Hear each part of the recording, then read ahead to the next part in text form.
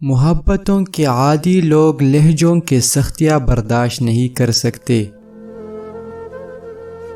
صرف رب کے ذات ایسی ہے جو معافی مانگنے سے یہ نہیں پوچھتا کہ غلطی کیوں کی تھی۔ عورت محبت کے بغیر عادی ہوتی ہے، جبکہ عزت کے بغیر عورت عورت ہی نہیں رہتی۔ ارے مرد تو اپنی عورت کو چھو کر گزرنے والا ہواؤں کا بھی دشمن ہوتا ہے۔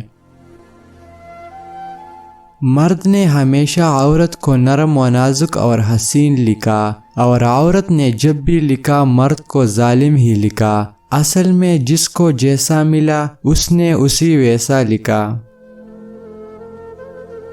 عورت جب آئینہ دیکھتی ہے تو اسے کوئی نہ کوئی مرد بھی وہاں نظر آتا ہے۔ مرد کا دل سمندر کا مانند ہے، وہ چاہتا ہے کہ بہت سارے رنگ برنگی مچھلیاں اس میں تیرے، جبکہ عورت شارک بن کر اکیلے تیرنا چاہتی ہے۔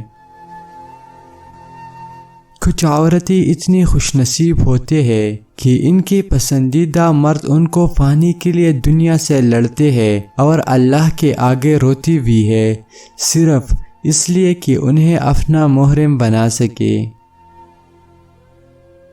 مرد کے بازو اور عورت کے آنسو کبھی بھی ناممکن کام کو ممکن بنانے کی طاقت رکھتی ہے۔